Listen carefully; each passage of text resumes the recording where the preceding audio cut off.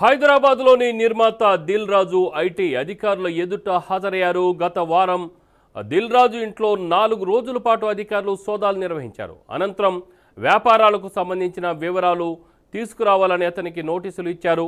సినిమాల నిర్మాణం, ఎగ్జిబిషన్ లాభాల వ్యవహారంపై ఐటీ అధికారులు ఆరా తీశారు.